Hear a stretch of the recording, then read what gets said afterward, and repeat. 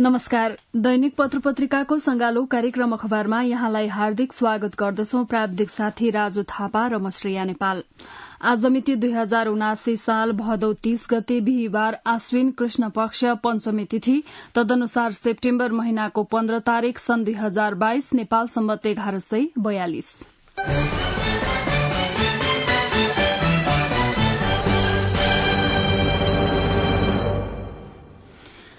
राष्ट्रपति विद्यादेवी भण्डारीसँग नेपालको मैत्रीपूर्ण भ्रमणमा रहनुभएका चीनको राष्ट्रिय जनकांग्रेसको स्थायी समितिका अध्यक्ष ली चान्सुली बुधबार शिष्टाचार भेट गर्नुभएको छ। यसै प्रसंगलाई आज सबैजसो पत्र पत्रिकाले अग्रपृष्ठमा छापेका छन्। गोर्खापत्र दैनिकको यसै प्रसंगबाट कार्यक्रमको शुरूआत गर्दैछौं। राष्ट्रपति विद्यादेवी भण्डारीले ऐतिहासिक कालदेखि नै नेपाल र चीन असल छिमेकी तथा एक अर्काका शुभचिन्तक मुलुक रहेको धारणा व्यक्त गर्दै द्विपक्षीय र बहुपक्षीय सहयोग आदान प्रदान हुने विश्वास व्यक्त गर्नुभएको छ।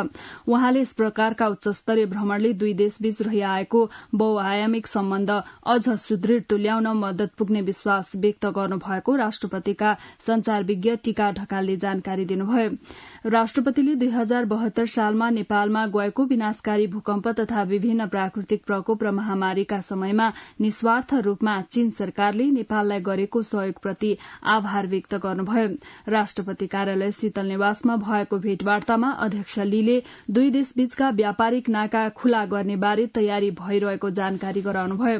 उहाँले आफू नेपाल भ्रमणमा आउनु पूर्व नेपाल चीन बीचका व्यापारिक नाका खुलाउने बारे चीनका सरोकारवाला निकायसँग छलफल गरेको जानकारी दिनुभयो। अध्यक्ष लीले दुई देशबीचको व्यापार अभिवृद्धि तथा प्रवर्धनका लागि बन्द रहेका व्यापारिक नाका यथाशक्य छिटो चालू गर्ने गरी चीनको तर्फबाट गृह कार्य भइरहेको बताउनुभयो। सो अवसरमा अध्यक्ष लीले चीनिया कम्युनिष्ट पार्टी सीसीपीका महासचिव तथा राष्ट्रपति सी चिनफिङका तर्फबाट राष्ट्रपति भण्डारीलाई शुभकामना व्यक्त गर्नुभयो। अध्यक्ष ली चान्सुले विश्वमा विभिन्न प्रकारबाट राजनीतिक ध्रुवीकरण भइरहेको धारणा व्यक्त गर्दै नेपालले व्यक्त गरेको एक चीन नीतिप्रतिको प्रतिबद्धता अत्यन्तै महत्वपूर्ण रहेको बताउनुभयो। उक्त प्रतिबद्धताप्रति उहाँले नेपाल सरकारप्रति आभार व्यक्त गर्नुभयो। उहाँले नेपाल भ्रमणको उद्देश्य द्विपक्षीय सहमति र सम्झौता कार्यान्वयन गर्ने रहेको उल्लेख गर्दै सन् 2019 अक्टोबरमा चीनका राष्ट्रपति सी चिनफिङले गर्नुभएको नेपालको औपचारिक भ्रमण ऐतिहासिक र अत्यन्तै महत्वपूर्ण रहेको बताउनुभयो। त्यस भ्रमणका बेला भएका महत्वपूर्ण सम्झौता कार्यान्वयन गर्न आफ्नो नेपाल भ्रमण र उच्चस्तरीय भेटवार्ता महत्वपूर्ण हुने धारणा अध्यक्ष लीले व्यक्त गर्नुभयो। साथै उहाँले पछिल्लो भ्रमण र भेटवार्ताले दुई देशबीच राजनीतिक तथा पारस्परिक विश्वास सुदृढ़ हुने विश्वास व्यक्त गर्नुभयो। उहाँले राष्ट्रपति भण्डारी नेपालको राजनीतिक आन्दोलन र महिला सशक्तिकरणको उदाहरणीय व्यक्तित्व रहेको चर्चा गर्दै नेपाल चीन सम्बन्धलाई नेपालका राष्ट्रपतिले महत्व दिँदै आएकोमा आभार व्यक्त गर्नुभयो। एक चीन नीतिप्रति आभार व्यक्त गोर्खापत्र दैनिकले अग्रपृष्ठमा छापेको छ।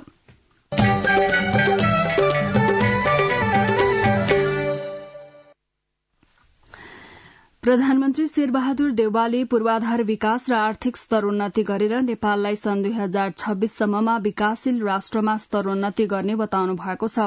लगानी बोर्ड नेपालले आयोजना गरेको दिगो पूर्वाधार लगानी मंचको उद्घाटन समारोहलाई बुधबार सम्बोधन गर्दै प्रधानमन्त्री देउवाले नेपाल अहिले अनिश्चित र अवसरको चरणबाट गुज्रिरहेको भए पनि अवसरको सम्भावना बलियो रहेको बताउनुभयो।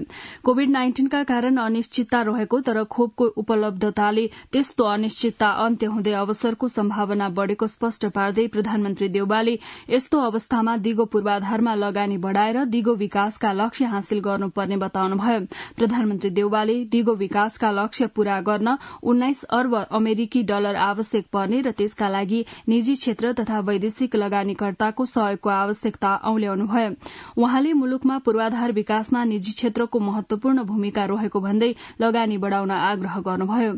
वर्तमान सरकारले 15औं पञ्चवर्षीय योजना अनुसार पूर्वाधार विकासलाई प्राथमिकता दिएर काम गरिरहेको पनि उहाँले जानकारी दिनुभयो। नेपालमा सार्वजनिक निजी साझेदारी मोडलमा ठूलो लगानी गर्न सकिने अवस्था रहेको प्रधानमन्त्रीको भनाइ छ। प्रधानमन्त्री देउवाले लगानी बोर्डले 33 वटा आयोजनाका लागि $9 अर्ब बराबरका योजना स्वीकृत गरेको भन्दै ती मध्ये 20 वटा ठूला जलविद्युत परियोजना रहेको जानकारी दिनुभयो। उहाँले सन् 2045 सम्म कार्बन उत्सर्जन शून्यमा झार्ने राष्ट्रिय नीति तथा योजना रहेको पनि बताउनुभयो। पूर्वाधारमा लगानी बढ़ाउन आग्रह गोरखापत्र दैनिकले नै अग्रपृष्ठमा छापेको छ।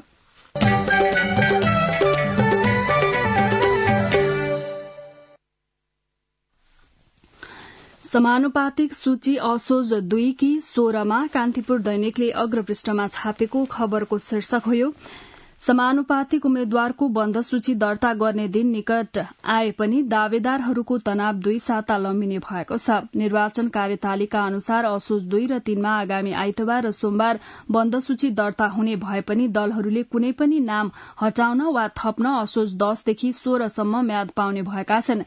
त्यसैले पहिलो सूची अर्थहीन हुने भएको छ। निर्वाचन कार्यक्रम सार्वजनिक भएर समानुपातिक तर्फका उम्मेद्वारको बन्द सूची बुझाउने दिन आइसक्दा सरकार भने यही प्रतिनिधि सभाको आयु थोरै भए पनि लम्ब्याउने कसरतमा लागेकाले आयोगसँग अघोषित समझदारी भएको छ। समझदारी अनुसार दलहरूले बन्द सूचीलाई असोज 16 सम्म आंशिक मात्र होइन पूर्ण रूपमा पनि संशोधन गर्न पाउनेछन्। त्यसो त संसदका महत्वपूर्ण विषय र विधेयक विचाराधीन रहेको भन्दै सरकारले समानुपातिक उम्मेद्वारको बन्द सूची बुझाउने मिति 1 साता पर धकेल्ने निर्वाचन आयोगलाई दबाव दिएको छ। आयोग भने उम्मेद्वारी दर्ताको मिति नसार्ने अडान लिँदै बरु उम्मेद्वारको नाम सच्याउन असोज 16 सम्मको म्याद दिन लचिलो भएको छ। प्रमुख निर्वाचन आयुक्त दिनेश कुमार थपलियासँगको भेटमा प्रधानमन्त्री शेरबहादुर देउवाले प्रतिनिधि सभाको कार्यकाल केही दिन थपिने गरी कार्यतालिका परिवर्तन गरिदिन आग्रह गर्नुभएको थियो।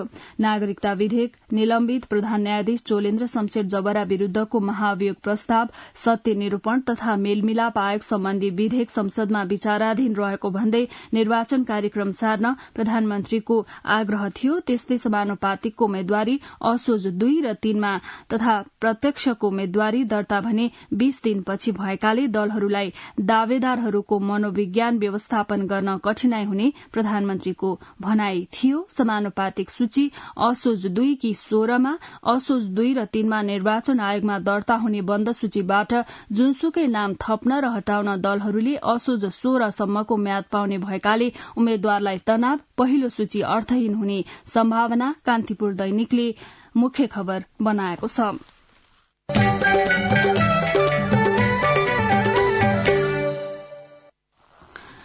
संसदको महाभियोग सिफारिश समितिले सर्वोच्च अदालतका निलम्बित प्रधान न्यायाधीश चोलेन्द्र शमशेर जबराले बयानका क्रममा नाम लिएकासँग आज छलफल गर्ने भएको छ। समितिको हिजो बसेको बैठकले सो निर्णय गरेको समितिका प्रवक्ता लक्ष्मी प्रसाद गौतमले जानकारी दिनुभयो। प्रवक्ता गौतमका अनुसार राणाले बयानका क्रममा नाम लिएका सर्वोच्च अदालतका बहालवाला न्यायाधीश, पूर्व न्यायाधीश र वरिष्ठ अधिवक्ताहरू, नेपाल बार एसोसिएशनका पूर्व पदाधिकारीहरूलाई बोलाउन लागि हो। समितिका अनुसार आज बिहान 8:30 बजेदेखि उहाँहरूसँग छलफल शुरू हुनेछ। सबैसँग छलफल गरिसकेपछि समितिले राणासँग पूरक प्रश्न सोध्नेछ। महाभियोग लागेका राणासँग संसदको समितिले मंगलबार 5औं पटक बयान लिएको थियो। यसअघि भदौ 15 गते बुधबार, 16 गते बिहिबार, 19 गते आइतबार र भदौ 26 गते आइतबार गरी सांसदहरूले राणालाई कुल 43 वटा प्रश्न सोधेका थिए। सांसदहरूले सोधेको प्रश्नको जवाफ दिने क्रममा राणाले बहालवाला न्यायाधीश, पूर्व प्रधान न्यायाधीश, वरिष्ठ अधिवक्ता र नेपाल बारका पूर्व पदाधिकारीहरूको नाम किटेर उनीहरूको भूमिका, मुद्दाको फैसलालाई प्रभावित पार्न गरेको प्रयास, आचरणबारे बोल्नु भएको थियो।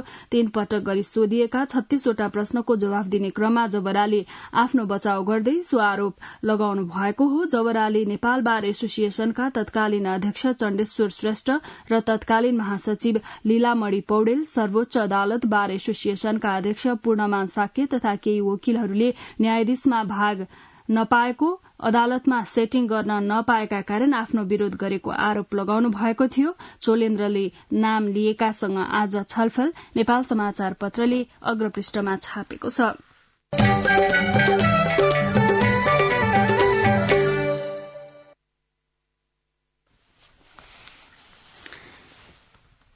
निर्वाचन आयोगले प्रधानमन्त्री र सरकारका मन्त्रीलाई निर्वाचनको प्रचार प्रसारमा सहजता हुने गरी निर्वाचन आचार संहिता 2079मा लचक हुने संकेत गरेको छ। आयोगले 13 भाद्रमा सार्वजनिक गरेको निर्वाचन आचार संहिता 2079मा सरकारका मन्त्री तथा स्थानीय तहका जनप्रतिनिधिलाई निर्वाचन प्रचार प्रसारमा आफ्नो क्षेत्र बाहेक अन्यत्र जान रोक लगाएको थियो।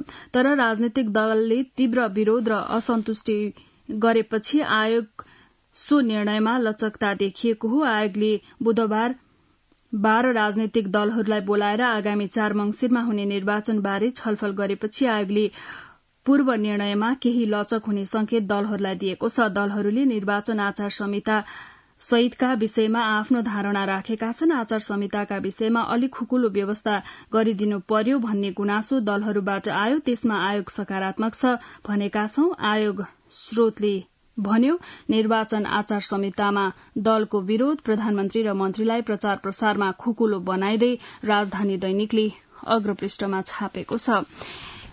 यता नेपाल समाचार पत्रले अग्रपृष्ठमा कांग्रेसले तय गर्यो उम्मेद्वार चयन गर्ने मापदण्ड शीर्षकमा खबर छापेको छ। सत्तारूढ़ दल नेपाली कांग्रेसले समानुपातिक तर्फ उम्मेद्वार चयन गर्ने मापदण्ड तय गरेको छ। बुधबार प्रधानमन्त्रीको सरकारी निवास बालुवाटारमा बसेको केन्द्रीय संसदीय समितिको बैठकले उम्मेद्वार चयन गर्ने मापदण्ड तय गरेको हो। गठबन्धनबाट सीट बाँडफाँडको छलफल चलिरहे पनि समानुपातिक तर्फ बन्द सूची बुझाउने म्याद नजिकिँदा सभापति एवं प्रधानमन्त्री शेरबहादुर देउवाले बुधबार अपराह्न संसदीय समितिको बैठक बोलाउनु भएको थियो।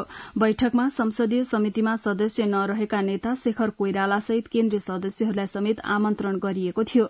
बैठकले समानुपातिक तर्फ उम्मेद्वार चयनका लागि 4 मापदण्ड तोक्ने निर्णय गरेको महामन्त्री गगन थापाले जानकारी दिनुभयो। उहाँका अनुसार गत स्थानीय निर्वाचनमा उम्मेद्वार भएकाहरूले समानुपातिक तर्फ उम्मेद्वारीको दावी गर्न पाउने छैनन्। कांग्रेसले तय गर्यो उम्मेद्वार चयन गर्ने मापदण्ड। नेपाल समाचार पत्रले अग्रपृष्ठमा छापेको छ।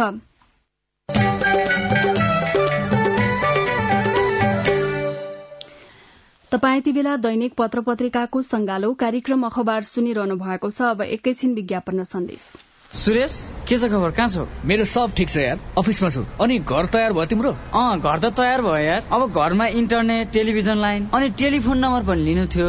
अब तिमी नै छौ यहाँ नेपालमा पाइने सुविधाको बारेमा जानकार भएको। म त 15 वर्ष भयो यार देशबाट टाढा भएको। सजेस्ट गर न यार, कुन राम्रो होला? इन्टरनेट, टेलिभिजन लाइन र टेलिफोन सेवाका लागि हो भने आँखा चिम्लेर नेपाल टेलिकमको fibre to the home FTTH सेवा लिहाल। तिमीलाई चाहिएको सबै सुविधा नेपाल टेलिकममा पाउँछौ। ढुक्क भएर लिँदा हुन्छ। ल गजब भएछ। मलाई चाहिएको सबै सुविधा एउटै फाइबरबाट पाउने भएपछि थ्याङ्क यू यार। थ्याङ्क यू मलाई भन्दा नेपाल टेलिकमलाई भन, जनतालाई निरन्तर सेवा दिँदै आएको छ। नेपाल टेलिकम, राष्ट्रको सञ्चार।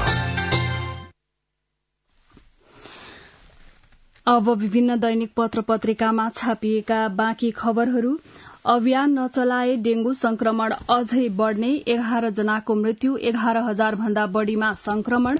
यो खबर कान्तिपुर दैनिकले अग्रपृष्ठमा छापेको छ। डेंगू संक्रमण बढ़ी देखिएका स्थानमा लामखुट्टेको फूल र लार्वा नष्ट नगरिए संक्रमण अझ बढ़ने विज्ञहरूले बताएका छन्। अहिलेकै अवस्थामा संक्रमण मत्थर नहुने र आगामी वर्ष अझ व्यापक रूपमा संक्रमण देखिन सक्ने उनीहरूको भनाइ छ। उपत्यका लगायतका ठाउँमा लामखुट्टेको फूल र लार्वा खोज्ने सर्च एण्ड डिस्ट्रोय अभियान नभएकामा पनि चिन्ता व्यक्त गरेका छन्। अर्कातिर डेंगू संक्रमण तीव्र बनेका बेला सिटामोलको अभाव शुरू भएको छ। अहिले राजधानीका अधिकांश फार्मेसीमा नै सिटामोल पाइँदैन। फार्मेसी संचालकहरू 1 महिना यता सिटामोल आउन छाडेको बताउँछन्। हालसम्म डेंगूबाट 11 जनाको ज्यान गइसकेको छ भने 11,000 भन्दा बढ़ीमा संक्रमण देखिएको छ। इपिडेमियोलोजी तथा रोग नियन्त्रण महाशाखा EDCD का अनुसार उच्च जोखिममा रहेका 10 जिल्लामा मात्र 9,226 वटा केस देखिएको छ। उच्च जोखिममा काठमाडौँ, ललितपुर, भक्तपुर, मकवानपुर, रूपन्देही, दाङ, धादिङ, तेह्रथुम, काभ्रेपलाञ्चोक र चितवन रहेका छन्। ती जिल्लामा जनवरी यता 6 महिनासम्म 51 जनामा डेंगू देखिएको थियो। पछिल्लो 2.5 महिनामा भने संक्रमणको केस ह्वात्तै बढ़ेको छ। डेंगू दिनहुँ बढ़दो छ, तर मैले आफ्नो क्षेत्र शान्तिनगरमा सर्च एण्ड डिस्ट्रोय अभियान भएको देखेकै छैन। EDCD का पूर्व निर्देशक डाक्टर बाबुराम मरासिनीले भन्नुभयो अभियान नचलाए डेंगू संक्रमण अझै बढ़ने 11 जनाको मृत्यु 11,000 भन्दा बढ़ीमा संक्रमण कान्तिपुर दैनिकले अग्रपृष्ठमा छापेको छ।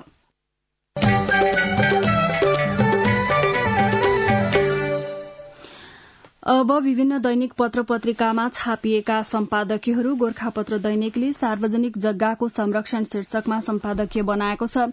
मानिसमा लोक लाज धर्म पाप पुण्य कानून कायदा आदिको विचार हुन सक्यो भने समाजमा सदाचार कायम हुन सक्छ। यी कुराको विचार नगर्दा समाजमा अनेक अराजकता देखा पर्छन्। लोक लाज धर्म पाप पुण्य कानून कायदा आदिको अभावमा समाजमा विभिन्न किसिमका विसंगति देखिन्छन्। अहिले यस्तै अनेक घटना देखिन थालेका छन्। काभ्रेपलाञ्चोक जिल्लाको 5 खाल स्थित एक सार्वजनिक चरीचरण स्थल दशकौं अघिदेखि व्यक्तिको नाममा दर्ता भएको मात्र प्रकाशमा आएको छ। सार्वजनिक जग्गा दर्ता मात्र होइन, सोही जमीनलाई बैंकमा धितो राखेर ऋण लिएको अवस्था समेत छ। लिएको ऋण समयमा तिरेको पाइएन। ऋण नतिरेपछि यो जग्गा लिलामी भएको सूचना पत्रिकामा प्रकाशित भएपछि मात्र स्थानीयले जानकारी पाए। स्थानीयले जानकारी पाउन समेत वर्षौं लाग्यो। सार्वजनिक जग्गाको संरक्षण शीर्षकमा गोरखापत्र दैनिकले सम्पादकीय बनाएको छ।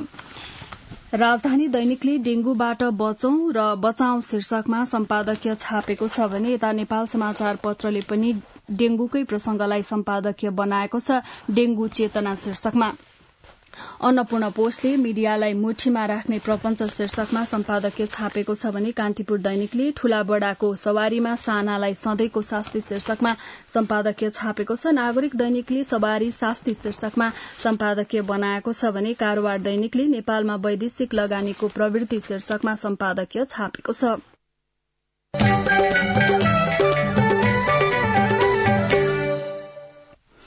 विभिन्न दैनिक पत्र पत्रिकामा छापिएका सम्पादकीयपछि अब बाँकी खबर। हत्या कसुर विवादले रोकियो विधेयक शीर्षकमा गोरखापत्र दैनिकले खबर छापेको छ। हत्या मुद्दालाई मानव अधिकारको गम्भीर उल्लंघन सूचीमा राख्ने वा नराख्ने विषयमा दलीय सहमति नभएपछि बेपत्ता पारिएका व्यक्तिको छानबिन सत्य निरूपण तथा मेलमिलाप आयोग ऐन संशोधन विधेयक अघि नबढ़ने निश्चित भएको छ। संघीय संसदको कार्यकालको अन्तिम समयमा सरकारले ल्याएको विधेयक विवादका कारण अघि नबढ़ने निश्चित भएको हो। यसअघि तत्कालीन केपी शर्मा ओली नेतृत्वको सरकारले पनि 7 प्रदेशमा छलफल गरेर विधेयकको मस्यौदा तयार पारे पनि विधायकी चरणमा प्रवेश गर्न सकेको थिएन। शान्ति सम्झौताको 16 वर्ष भए पनि संक्रमणकालीन न्यायको कानूनी संरचनामै अहिलेसम्म विवाद छ। सरकारले असार 31 गते नै विधेयक दर्ता गरे पनि विवादका कारण प्रतिनिधि सभामा पेश गर्न नै 1 महिना लागेको थियो। सर्वपक्षीय परामर्शपछि विधेयकको प्रक्रिया अघि बढ़ाइए पनि दलीय अडानका कारण सहमति नभएको हो। सहमति नभएपछि समिति बैठक नै अनिश्चितकालका लागि स्थगित भएको छ। हत्या कसुर विवादले रोकियो विधेयक गोरखापत्र दैनिकले अग्रपृष्ठमा छापेको छ।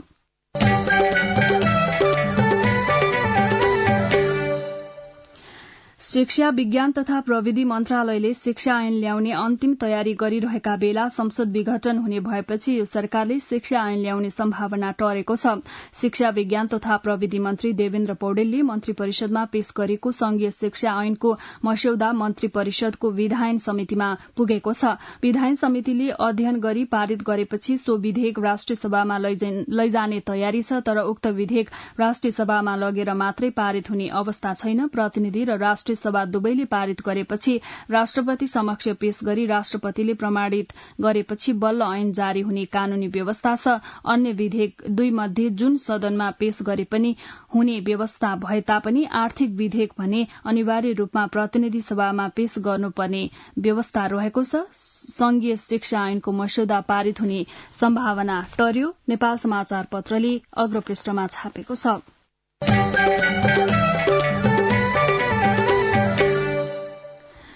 काठमाडौँ उपत्यका सड़कको खाल्डाखुल्डीले गर्दा दुर्घटना हुने गरेको छ। दैनिक घण्टा ट्राफिक जाम हुने गरेको छ। तथापि न त सड़क विभागको ध्यान गएको न त काठमाडौँ महानगरपालिकाले नै यसमा चासो व्यक्त गरेको छ। भित्री सड़क अवस्था त नाजुक नै छ। मुख्य सड़क पनि खाल्डाखुल्डीका कारण धराप बन्दै गएका छन्। काठमाडौँको चक्रपथदेखि भित्र छिर्ने सड़क, नदी करिडोरका सड़कका साथै भित्री सड़कमा समेत वर्षाका कारण खाल्डाखुल्डी बढ़ेर गएको छ। गुणस्तरहीन सड़क निर्माण र समयमा मर्मत सम्भार नहुँदा काठमाडौँका सड़कभरि खाल्टाखुल्टी र भुवाङ परेको छ। हरेक वर्ष वर्षाको पानी पर्ना साथ सड़कमा खाल्डाखुल्डी हुने गरे पनि यसमा सम्बन्धित निकायले चासो नदेखाउने गरेको भन्दै बानेश्वर निवासी गोपाल शर्माले दुखेसो पोखेका छन्। धराप सड़क, काठमाडौँका सड़कभरि खाल्टाखुल्टी, राजधानी दैनिकले अग्रपृष्ठमा छापेको छ।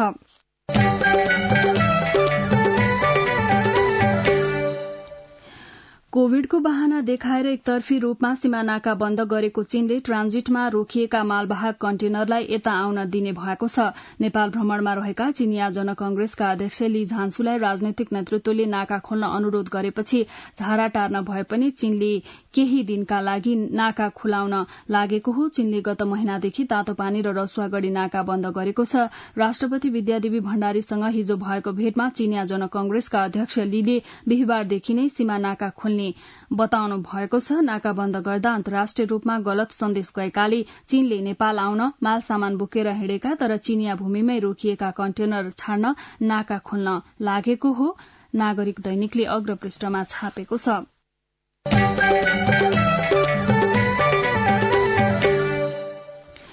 काठमाण्डुलाई धादिङसँग जोड्ने निर्माणाधीन नागढुङ्गा सिस्ने खोला सुरुङ मार्ग आयोजनाको कुल प्रगति 62.90% पुगेको छ। सुरुङ छेड्ने काम भने आगामी 7 महिनामा पूरा हुने बताइएको छ। आइतबार आयोजनाले प्रगति विवरण जारी गर्दै भनेको छ, काठमाण्डु र धादिङ दुवैतर्फ मुख्य सुरुङ मार्ग 2688 मिटर मध्ये 1543 सुरुङ खन्ने काम पूरा भएको छ। विकास सहायता कार्यान्वयन महाशाखा तथा नागढुङ्गा सुरुङ मार्ग आयोजना प्रमुख रामहरि पोखरेलले भन्नुभयो, आयोजनाको कुल 62.90% काम पूरा भएको छ। आगामी 7 महिनाभित्र सुरुङ छेड्ने काम पूरा हुनेछ। नागढुङ्गा सुरुङ मार्ग 7 महिनाभित्र छेडिने कारोबार दैनिकले अग्रपृष्ठमा छापेको छ।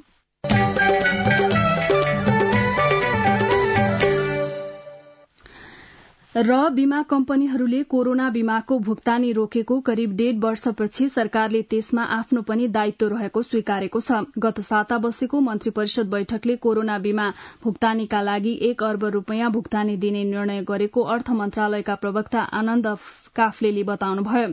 मन्त्री परिषदले 1 अर्ब रूपियाँ निकासा दिने निर्णय गरेको छ। उहाँले भन्नुभयो, सोही निर्णयका आधारमा अर्थ मन्त्रालयले बीमा समितिलाई निकासा दिने प्रक्रिया शुरू भएको छ। पैसा पाएपछि बीमा समितिले कोरोना बीमा कार्यविधि अन्तर्गत बीमितलाई रकम व्यवस्थापनको निर्णय गर्नेछ। यसअघि बीमा समिति मार्फत कम्पनीहरूले पटक पटक सरकारसँग पैसा मागे पनि पाएका थिएनन्। सरकारले रकम नदिएको भन्दै बीमा कम्पनीले करिब 1.25 लाख जना बीमितको भुक्तानी रोकेका छन्। अन्ततः सरकारले स्वीकार्यो कोरोना बीमाको दायित्व। कान्तिपुर दैनिकले भित्री पृष्ठमा छापेको छ।